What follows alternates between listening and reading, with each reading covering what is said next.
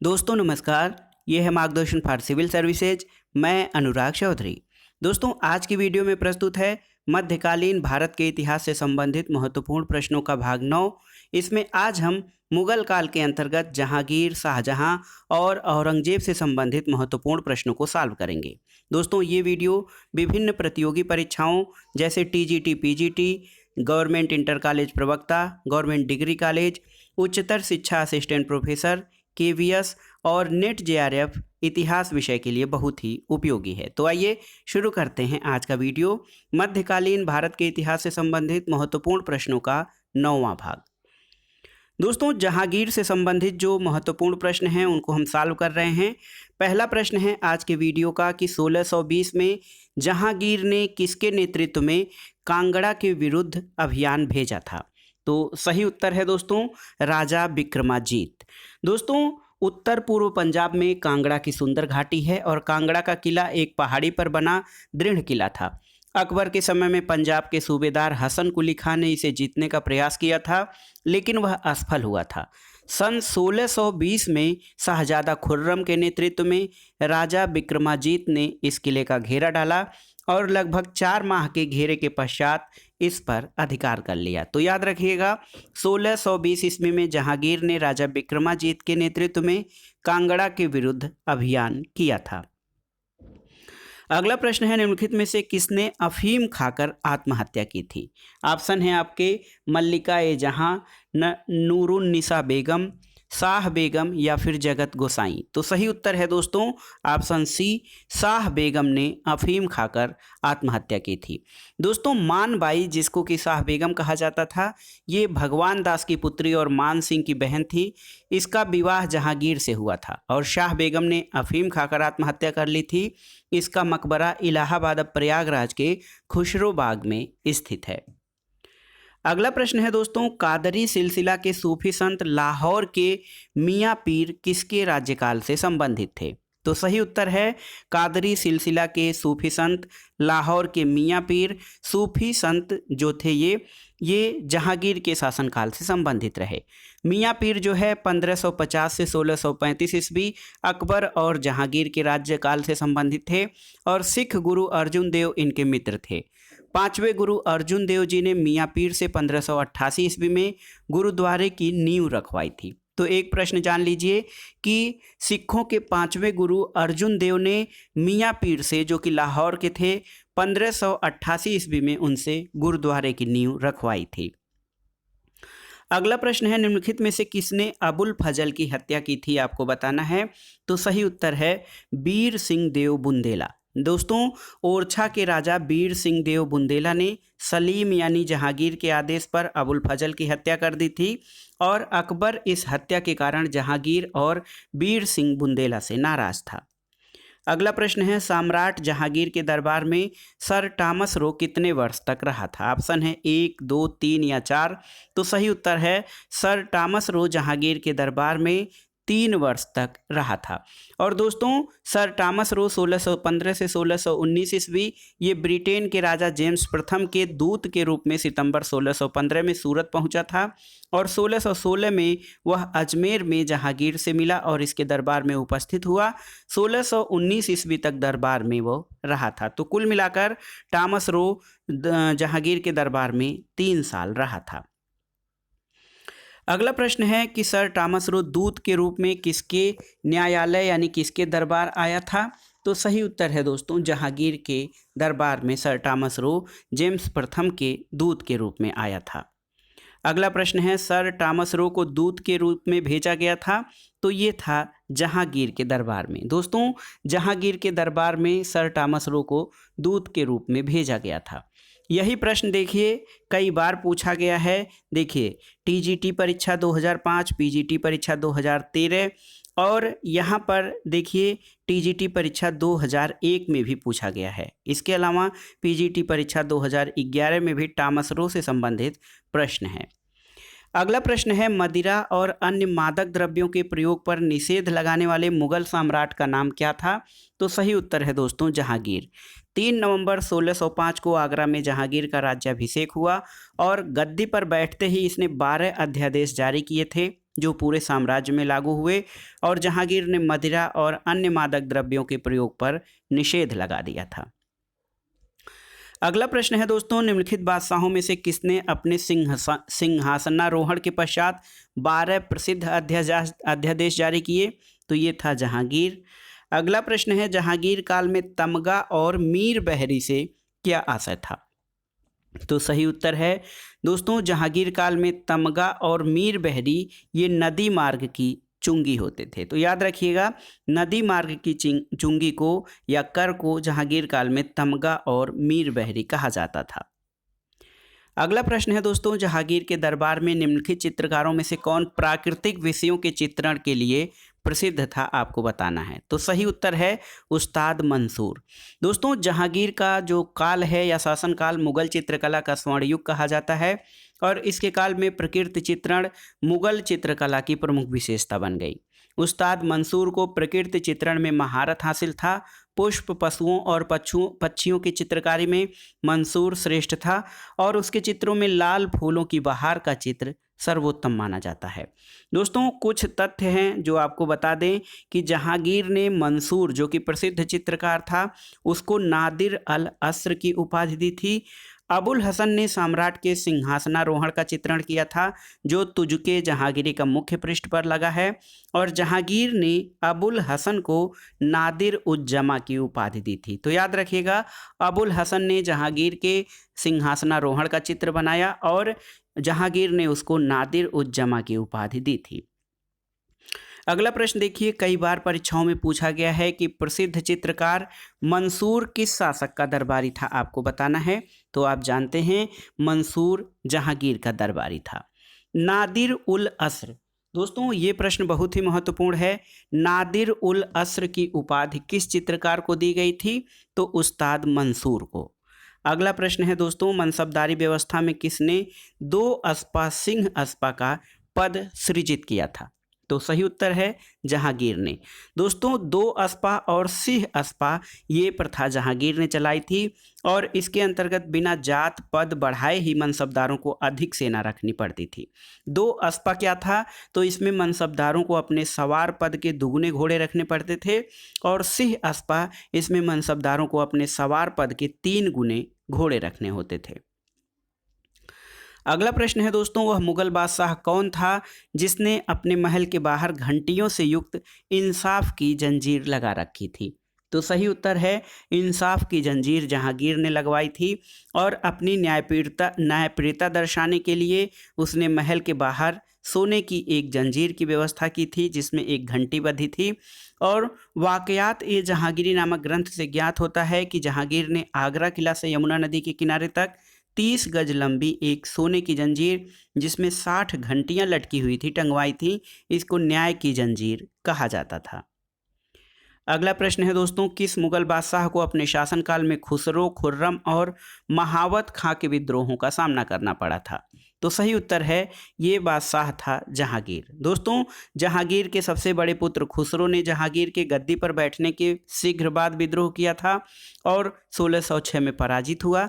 1623 में शाहजादे खुर्रम के विद्रोह का महावत खां के नेतृत्व वाली मुगल सेना ने दमन किया था और 1626 में महावत खां ने जहांगीर के विरुद्ध विद्रोह किया था। तो सही उत्तर है खुसरो, खुर्रम और महावत खां के विद्रोहों का दमन जहांगीर द्वारा किया गया था।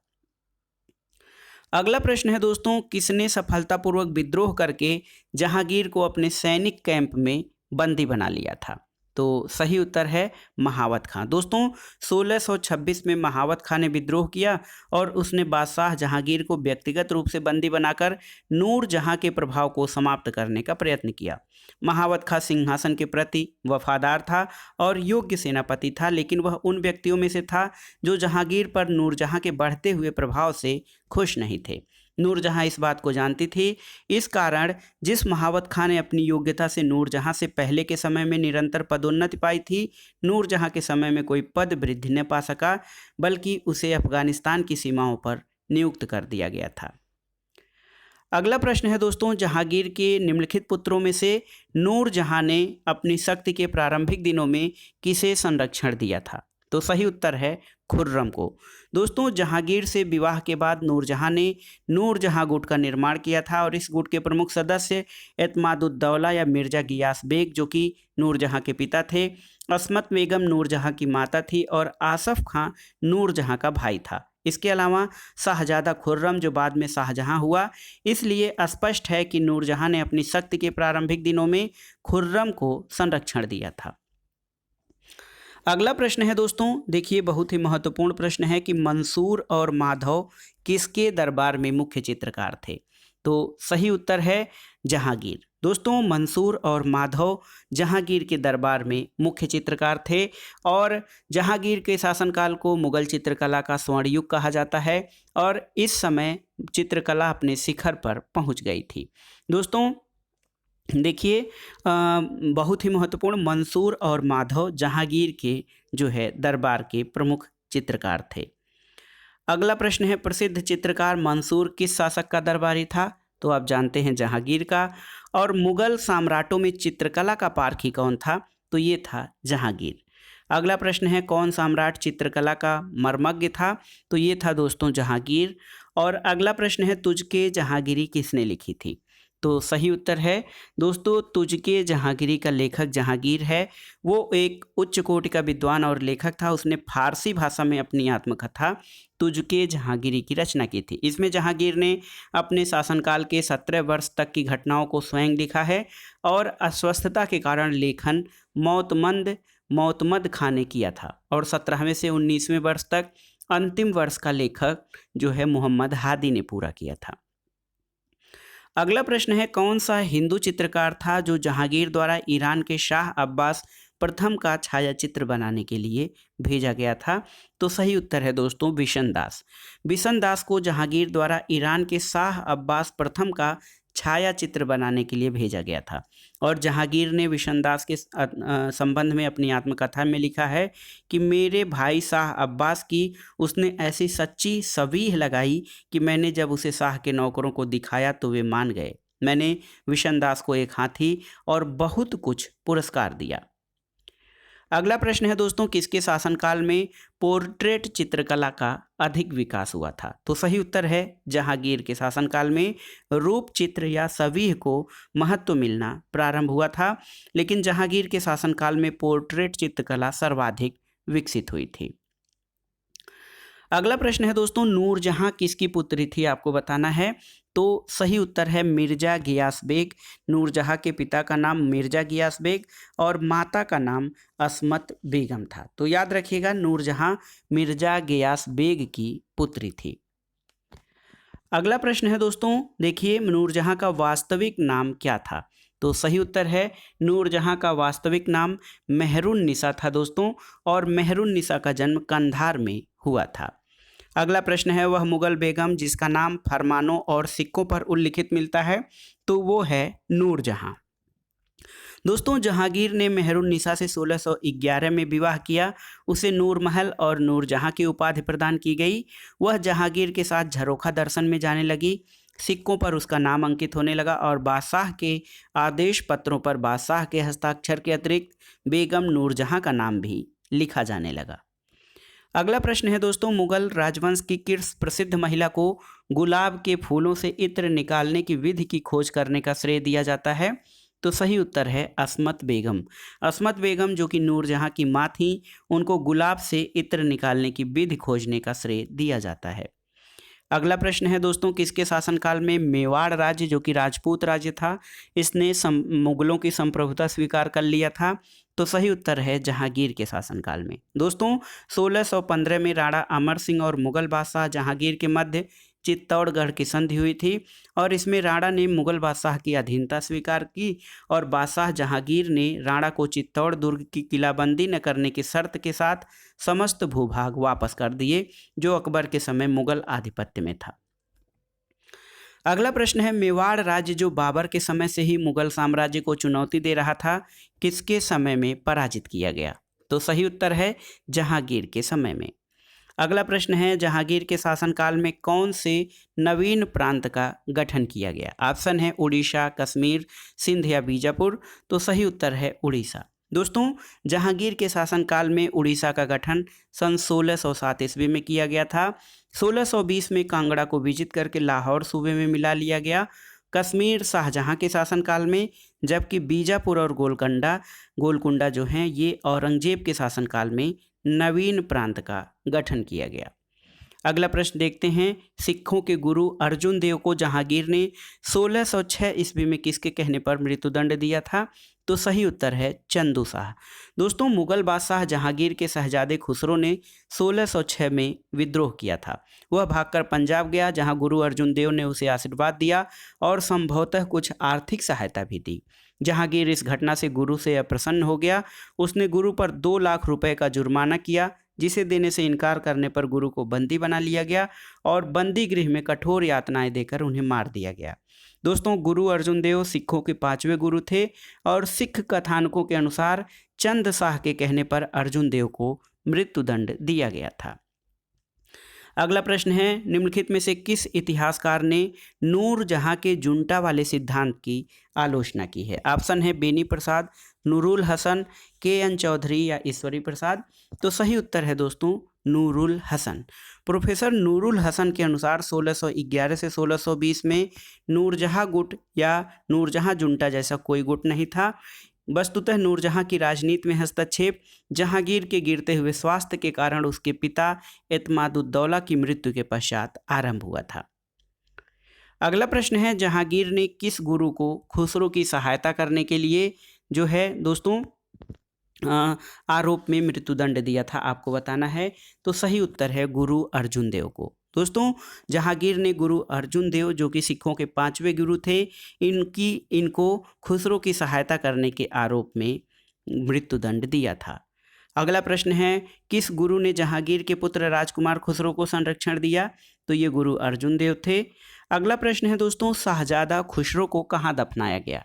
तो सही उत्तर है इलाहाबाद। इलाहाबाद में शाहजादा खुसरो जहांगीर का सबसे बड़ा पुत्र था। 1606 में इसने विद्रोह कर दिया और खुसरो की सहायता करने के अपराध में जहांगीर ने सिखों के गुरु अर्जुन देव को फांसी की सजा दी और खुर्रम ने अपने दक्षिण अभियान के समय खुसरो को अपने साथ ले जाकर उसकी हत्या कर दी और 100 को इलाहाबाद ले जाकर दफना दिया।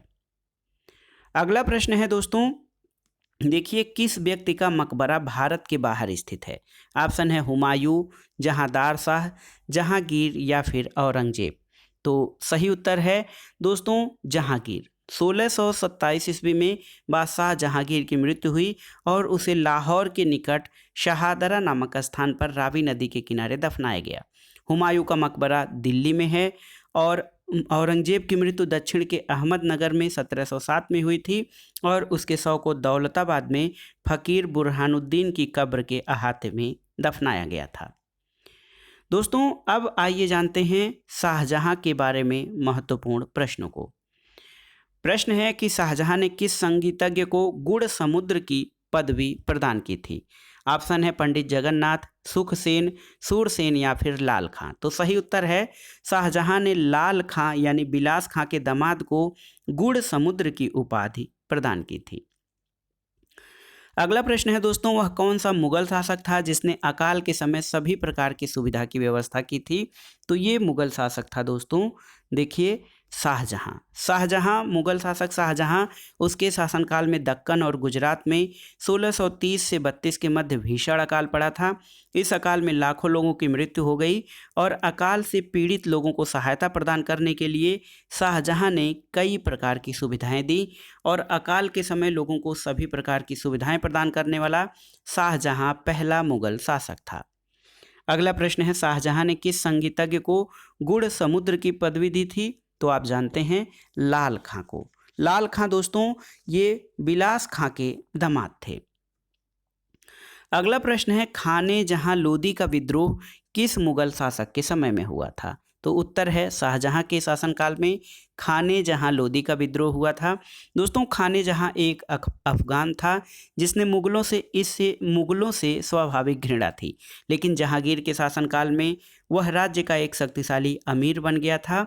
अन्य अफगानों की भांति वह अपना स्वतंत्र राज्य स्थापित करने की कल्पना किया करता था और 1629 में खाने जहां बिना बादशाह की अनुमति से दरबार से अपने अनुयायियों के साथ बुंदेलखंड की ओर भाग गया। इसका पीछा करते हुए मुगल सेना भी पहुंच गई और दर दर भागते हुए अंत में बांदा के पास सिंदोहा नामक स्थान पर माधव सिंह के हाथों मारा गया था।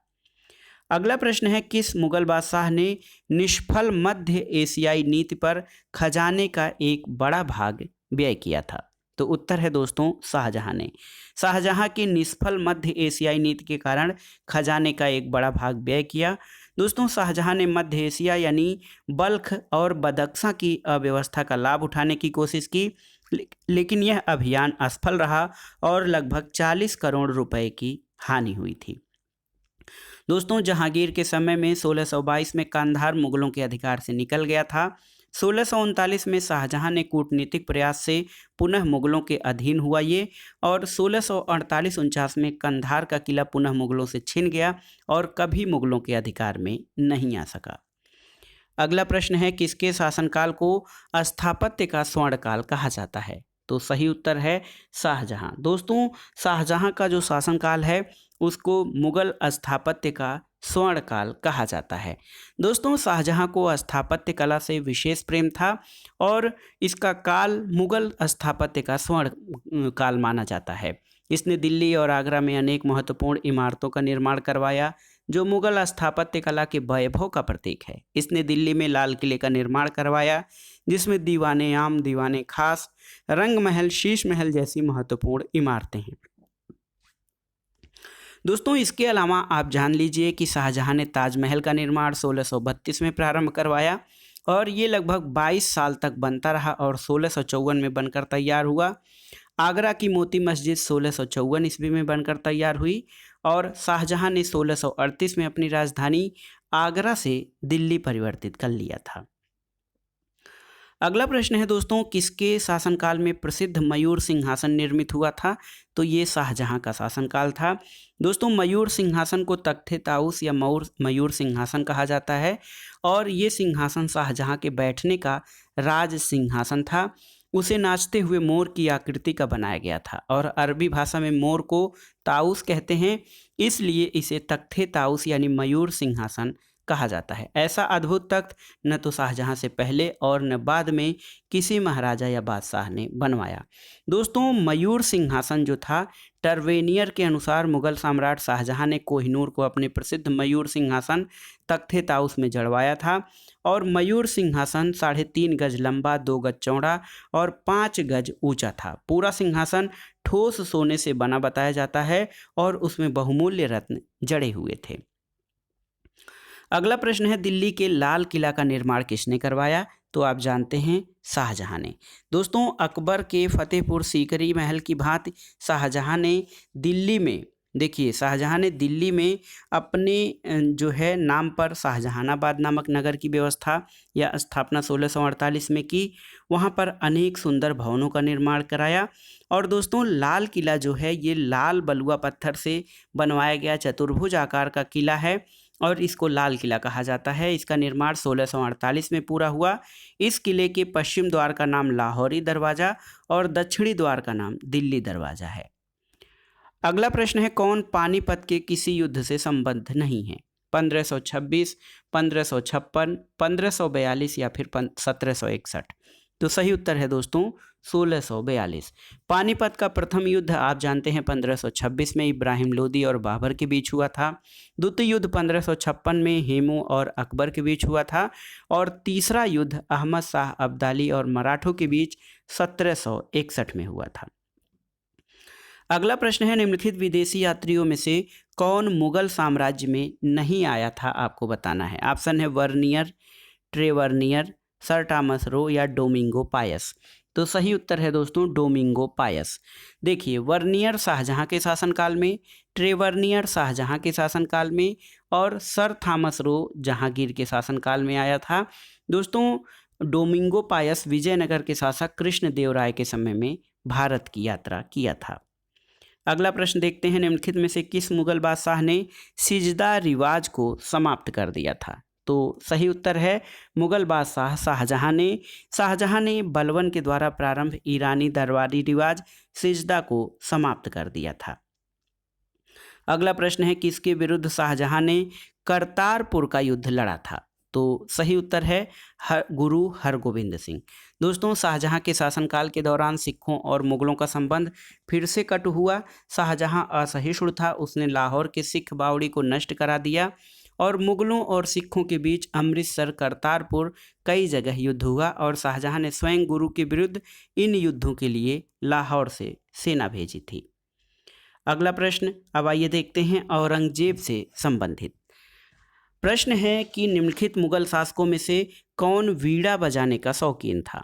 तो सही उत्तर है दोस्तों औरंगजेब। औरंगजेब ने संगीत को इस्लाम विरोधी मानकर उस पर पाबंदी लगा दी, लेकिन उसी के काल में फारसी भाषा में भारतीय शास्त्रीय संगीत पर सर्वाधिक पुस्तकें लिखी गईं। औरंगजेब संगीत विरोधी होने के बावजूद स्वयं एक कुशल वीणा वादक था। अगला प्रश्न है दोस्तों, औरंगजेब के शासनकाल में जिन सतनामियों ने बगावत कर नरनौल शहर पर अधिकार किया था वे किसके अनुयायी थे? तो सही उत्तर है वे रविदास के अनुयायी थे। दोस्तों, जिन सतनामियों ने जो है बगावत करके नरनौल शहर पर अधिकार किया था वे मूल रूप से रविदास के अनुयायी थे। अगला प्रश्न है, सतनामियों का विद्रोह किसके शासनकाल में हुआ? तो सही उत्तर है दोस्तों सतनामियों का विद्रोह औरंगजेब के शासनकाल में हुआ था। अगला प्रश्न है, मदन्ना और अखन्ना किस राज्य में शक्तिशाली थे? तो सही उत्तर है मदन्ना और अखन्ना जो हैं ये गोलकुंडा राज्य के दो ब्राह्मण मंत्री थे। 1685 में औरंगजेब ने शाहजादा शाह आलम को गोलकुंडा पर आक्रमण करने के लिए भेजा। उस समय गोलकुंडा का शासक अबुल हसन था। अगला प्रश्न है दोस्तों, छत्रसाल का विद्रोह किसके शासनकाल से संबंधित है? तो सही उत्तर है छत्रसाल का विद्रोह औरंगजेब के शासनकाल से संबंधित है। औरंगजेब की धार्मिक नीति के कारण मालवा, बिहार और बुंदेलखंड में विद्रोह हुआ था और ओरछा के राजा चंपत राय के पुत्र छत्रसाल ने शिवाजी की सलाह पर बुंदेलखंड में विद्रोह कर दिया और धमौनी और कालिंजर पर अधिकार कर लिया था। अगला प्रश्न है, विलियम नॉरिस के नेतृत्व में एक मिशन व्यापारिक सुविधाएं प्राप्त करने के लिए किस मुगल दरबार में उपस्थित हुआ था? तो सही उत्तर है दोस्तों औरंगजेब के शासनकाल में। 1698 में इंग्लैंड के राजा विलियम तृतीय ने एक कंपनी स्थापित की जो English company trading in the east के नाम से जानी गई और इस कंपनी ने अपने लिए व्यापारिक सुविधाएं प्राप्त करने के उद्देश्य से विलियम नॉरिस के नेतृत्व में औरंगजेब के दरबार में राजदूत के रूप में आया, लेकिन इसका कोई परिणाम नहीं मिला था। अगला प्रश्न है, राजपूत मनसबदारों की संख्या किस मुगल बादशाह के शासनकाल में सर्वाधिक थी? तो सही उत्तर है औरंगजेब के समय में। दोस्तों, औरंगजेब के समय में कुल कार्यकाल में 33% हिंदू मनसबदार थे। अगला प्रश्न है, निकोलो मनुची जिसने औरंगजेब के शासनकाल का विवरण दिया है कहाँ का निवासी था? तो सही उत्तर है मनुची जो था वो बेनिस का निवासी था। दोस्तों, मनुची जो बेनिस यात्री था शाहजहां के काल में भारत आया और शाहजादा दारा शिकोह की सेना में तोपची के रूप में नौकरी कर ली। वह दारा के अलावा औरंगजेब, जय सिंह शाह आलम, गोवा के पुर्तगाल गवर्नर आदि की सेवा में रहा था। अगला प्रश्न है दोस्तों, स्टेरियो डी मोगोर ग्रंथ का रचयिता निकोलो मनुची कहाँ का मूल निवासी था? तो सही उत्तर है दोस्तों ये वेनिस का निवासी था। वेनिस इटली का एक शहर है और निकोलो मनुची जो है वो स्टेरियो डी मोगोर ग्रंथ की उसने रचना की थी। अगला प्रश्न है, निम्नलिखित में से कौन सा एक फ्रांसीसी था? बर्नियर, हाकिंस, थॉमस रो या राल्फ फिंच? तो सही उत्तर है दोस्तों बर्नियर जो थे ये एक फ्रांसीसी डॉक्टर थे। 1656 से 1668 तक भारत में रहे, जबकि थॉमस रो अंग्रेजी राजनयिक थे और ये जहांगीर के शासनकाल में भारत आए थे। अगला प्रश्न है, एक राजपूत राजा ने औरंगजेब को धार्मिक नीति के बारे में एक चेतावनी लिखित रूप में भेजी थी, उसका नाम क्या है? तो सही उत्तर है जोधपुर के महाराजा जसवंत सिंह। दोस्तों औरंगजेब एक कट्टर रूढ़िवादी सुन्नी मुसलमान था। उसने इस्लाम के महत्व को समझते हुए शरीयत को अपने शासन का आधार बनाया और औरंगजेब ने 1663 में सती प्रथा पर प्रतिबंध लगा दिया और हिंदुओं पर तीर्थ यात्रा कर लगाया था। दोस्तों दरबार में हिंदू त्योहारों और उत्सवों के मनाए जाने पर रोक लगाने से क्षुब्ध होकर जोधपुर के महाराज जसवंत सिंह ने औरंगजेब को लिखित चेतावनी दी थी। दोस्तों औरंगजेब को जिंदा पीर कहा जाता है और उसे शाही दरवेश भी कहा जाता है और औरंगजेब ने अपनी कट्टरता का परिचय देते हुए सार्वजनिक संगीत समारोहों पर प्रतिबंध भी लगा दिया था। अगला प्रश्न है दोस्तों, राजा जय सिंह ने पुरंदर के दुर्ग की घेराबंदी क्यों की थी, आपको बताना है। तो सही उत्तर है शिवाजी के क्षेत्रों के मध्य में स्थित, इस कारण उनका परिवार और खजाना वहीं रखा था, इसलिए राजा जय सिंह ने पुरंदर के दुर्ग की घेराबंदी की थी। अगला प्रश्न है, मिर्जा राजा की मुगल पदवी किसे दी गई थी। तो सही उत्तर है दोस्तों राजा जय सिंह को। मिर्जा राजा की पदवी जय सिंह को प्रदान की गई थी। वो मुगल साम्राज्य के एक वरिष्ठ जनरल थे और आम्बेर साम्राज्य के शासक थे। अगला प्रश्न है दोस्तों, औरंगजेब ने जजिया कर पुनः कब लगाया। तो सही उत्तर है औरंगजेब ने जजिया कर पुनः 1679 ईस्वी में लगाया था। तो याद रखिएगा जजिया कर पुनः 1679 ईस्वी में लगाया गया। अगला प्रश्न है, कौन मुगल साम्राज्य के पतन के लिए उत्तरदायी कारक नहीं था, आपको बताना है। तो सही उत्तर है दोस्तों प्राकृतिक आपदाएं। प्राकृतिक आपदाएं मुगल साम्राज्य के पतन के लिए उत्तरदायी कारक नहीं थीं, जबकि इसमें विदेशी आक्रमण, कृषक असंतोष, कमजोर उत्तराधिकारी, ये सभी कारण मुगल साम्राज्य के पतन के लिए उत्तरदायी थे, प्राकृतिक कारण नहीं थे। अगला प्रश्न है दोस्तों, शाइस्ता खां ने अपना अंगूठा खोया था कहाँ पर। तो सही उत्तर है लाल महल में। शिवाजी की बढ़ती शक्ति को रोकने के लिए औरंगजेब ने अपने मामा शाइस्ता खां को 1659 में दक्षिण का सूबेदार बनाकर भेजा। इसने 1660 में पूना पर अधिकार किया और शिवाजी के लाल महल पूना में अपना निवास स्थान बनाया। शिवाजी 1663 में महल पर अचानक आक्रमण किया और इस आक्रमण में शाइस्ता खां का अंगूठा कट गया था। दोस्तों इस आक्रमण में शाइस्ता खां का पुत्र अब्दुल फतह मारा गया। शिवाजी और अफजल खां के बीच 1659 में संघर्ष हुआ था। अफजल खां पराजित हुआ और उसकी हत्या कर दी गई थी। अगला प्रश्न है, असम, चटगांव जैसे पूर्वोत्तर भागों पर विजय प्राप्त करने वाला मुगल सेनापति कौन था। तो सही उत्तर है दोस्तों मीर जुमला और शाइस्ता खां। दोस्तों पूर्वोत्तर भागों को विजित करने वाला सेनापति मीर जुमला था, जबकि चटगांव को विजित करने वाला सेनापति शाइस्ता खां था। अगला प्रश्न है, निम्नलिखित में से कौन सा सही सुमेलित है। देखिए अकबर विलियम हॉकिंस सही सुमेलित नहीं है। जहांगीर राल्फ फिंच ये भी सही सुमेलित नहीं है। शाहजहां टॉमस रो ये भी सही सुमेलित नहीं है। औरंगजेब मनुची ये आपका ऑप्शन डी दोस्तों सही सुमेलित है। विलियम हॉकिंस, दोस्तों विलियम हॉकिंस जो है ये जहांगीर के शासनकाल में आया था और सर टॉमस रो जहांगीर के शासनकाल में मुगल दरबार में आया। राल्फ फिंच जो था अकबर के समय में भारत आया और मनुची औरंगजेब के काल में भारत आया था। मनुची तोपखाना विभाग का प्रमुख था। अगला प्रश्न देखते हैं, कौन सी जोड़ी सही सुमेलित है। तो देखिए खानवा का युद्ध अकबर और राणा प्रताप सही नहीं है। हल्दी घाटी का युद्ध शेरशाह और हुमायूं ये भी सही नहीं है। धर्मत का युद्ध औरंगजेब और दारा ये आपका सही सुमेलित है।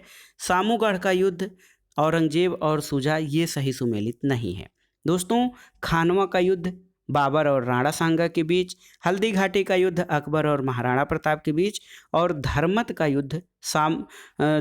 युद्ध और सामूगढ़ का युद्ध औरंगजेब और दारा के बीच हुआ था और दोनों युद्धों में औरंगजेब की विजय हुई थी। अगला प्रश्न है, मिल्कियत शब्द किस भाषा का शब्द है, आपको बताना है। फारसी, अरबी, उर्दू या उपरोक्त में से कोई नहीं। तो सही उत्तर है दोस्तों मिल्कियत जो है एक अरबी शब्द है, याद रखिएगा। अगला प्रश्न है, मुगल काल में सबसे बड़ा साम्राज्य किसका था। अकबर, जहांगीर, शाहजहां या औरंगजेब।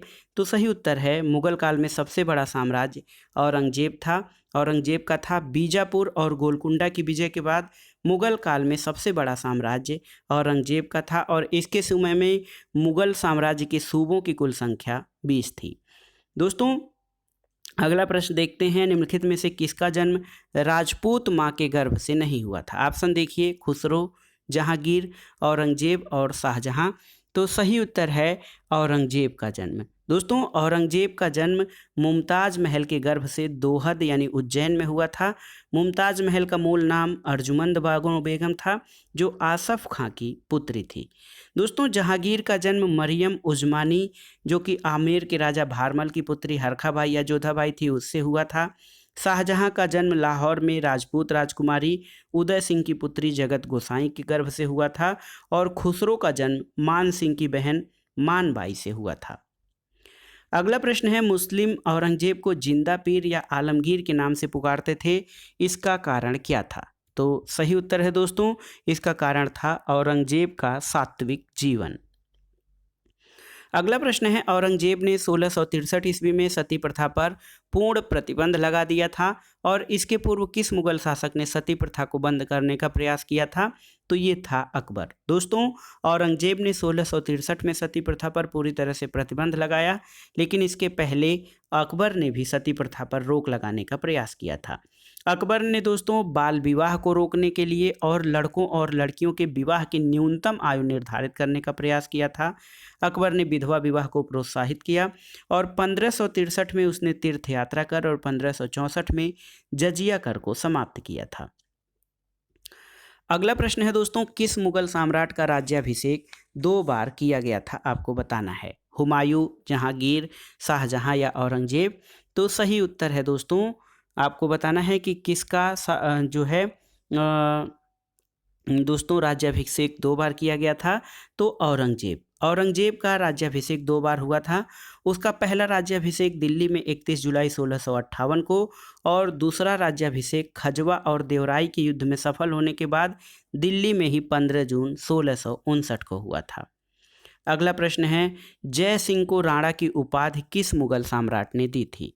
तो सही उत्तर है, जय सिंह को राणा की उपाधि दोस्तों देखिए मेवाड़ में जो है मुगलों के मध्य उदयपुर की संधि हुई थी और जय सिंह को राणा की उपाधि औरंगजेब ने दी थी। अगला है दोस्तों, औरंगजेब द्वारा किस अंतिम दक्कनी राज्य को मुगल साम्राज्य में शामिल किया गया था। तो ये था गोलकुंडा। दोस्तों, गोलकुंडा पर औरंगजेब ने दूसरी बार जब दक्षिण का सूबेदार नियुक्त किया गया तो उसने गोलकुंडा और बीजापुर के विरुद्ध आक्रामक नीति अपनाई और इन दोनों राज्यों का विध्वंस भी कर दिया होता, किंतु दारा सिकोह के परामर्श से शाहजहां द्वारा भेजे आदेश के अनुसार 1656 में और गोलकुंडा और 1657 में बीजापुर के विरुद्ध युद्ध स्थगित करके उसे संधि करनी पड़ी। दोस्तों, कहा जाता है कि औरंगजेब ने गोलकुंडा के किलों को उसी तरह सोने की कुंजियों से खोला था जिस तरह अकबर ने असीरगढ़ के किले को खोला था।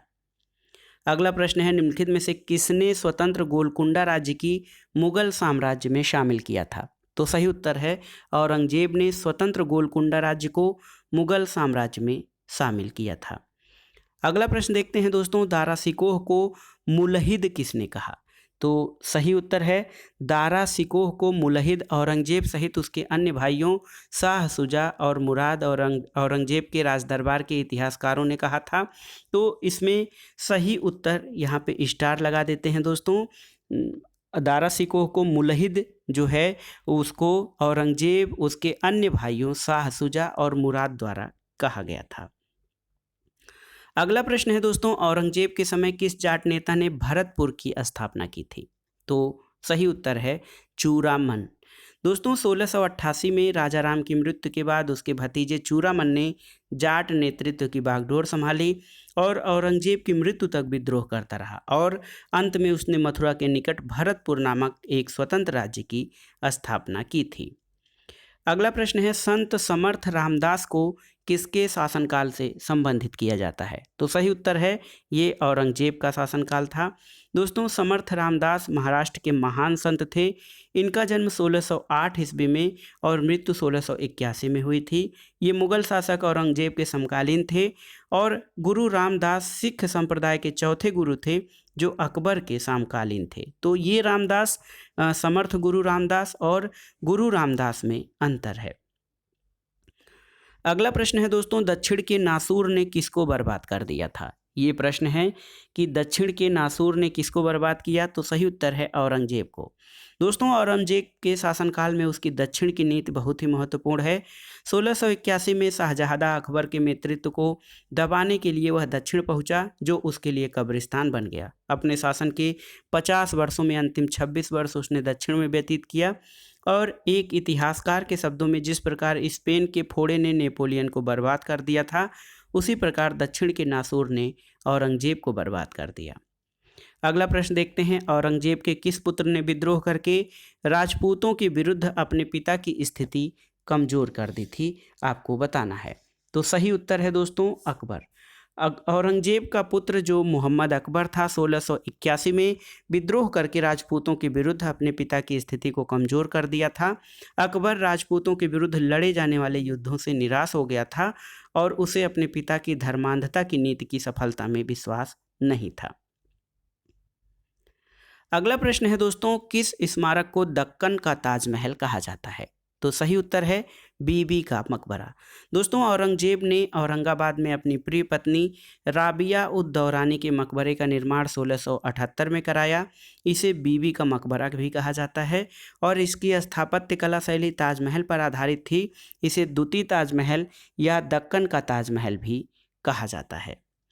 अगला प्रश्न है, औरंगजेब की मृत्यु के बाद उत्तराधिकारी कौन हुआ था। तो सही उत्तर है दोस्तों बहादुर शाह प्रथम औरंगजेब की मृत्यु के बाद उत्तराधिकारी हुआ था। दोस्तों, मोहम्मद शाह को रंगीला की उपाधि मिली थी। अकबर द्वितीय ने राम मोहन राय को राजा की उपाधि दी थी और बहादुर शाह प्रथम को खाफी खां ने साहिब अकबर की उपाधि दी थी। अगला प्रश्न है दोस्तों, औरंगजेब की मृत्यु के बाद बंगाल किसके नेतृत्व में मुगल साम्राज्य से लगभग स्वतंत्र हो गया था। तो सही उत्तर है मुर्शिद कुली खां। औरंगजेब की मृत्यु के बाद बंगाल जो है ये मुर्शिद कुली खां के नेतृत्व में सफल हो गया था और बंगाल के स्वतंत्र राज्य के संस्थापक मुर्शिद कुली खां थे।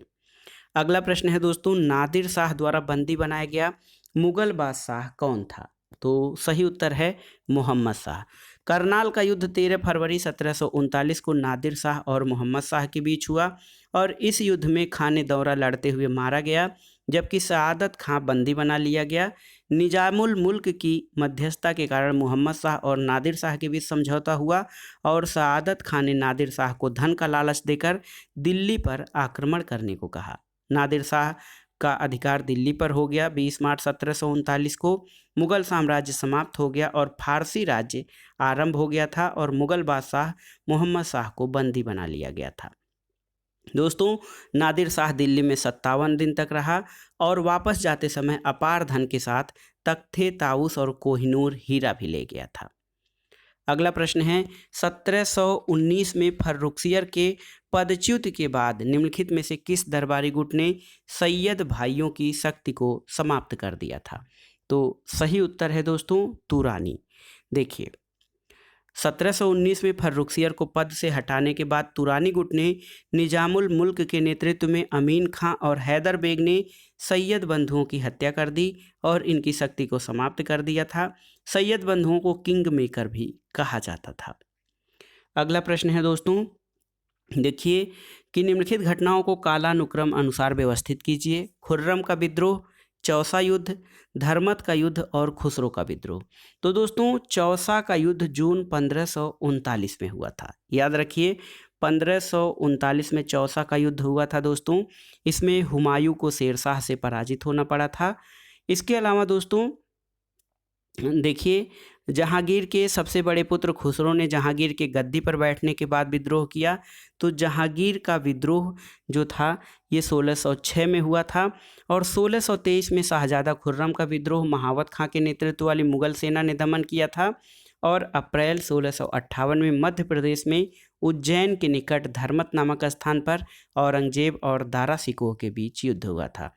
तो सही उत्तर है दोस्तों 2, 4, 1, 3। पहले चौसा का युद्ध, फिर खुसरो का विद्रोह, फिर खुर्रम का विद्रोह और उसके बाद धर्मत का युद्ध हुआ था। तो दोस्तों ये था आज का वीडियो। इसमें आपने मुगल काल से संबंधित सभी प्रमुख शासकों बाबर से लेकर औरंगजेब तक के महत्वपूर्ण शासनकाल से संबंधित प्रश्नों को सॉल्व किया। आगे के वीडियो में हम मुगल कालीन प्रशासन, अर्थव्यवस्था और साहित्य कला यानी संस्कृत से संबंधित प्रश्नों को सॉल्व करेंगे। दोस्तों, मुगल काल से जो संबंधित प्रश्न हैं, महत्वपूर्ण प्रश्न आपके आगामी परीक्षाओं में पूछे जाने वाले, उनकी दृष्टि से आगामी वीडियो यानी प्रशासन, अर्थव्यवस्था, संस्कृति, कला और साहित्य बहुत ही महत्वपूर्ण हैं। तो आगे के वीडियो के लिए हमसे जुड़े रहें। वीडियो देखने के लिए धन्यवाद दोस्तों। नमस्कार।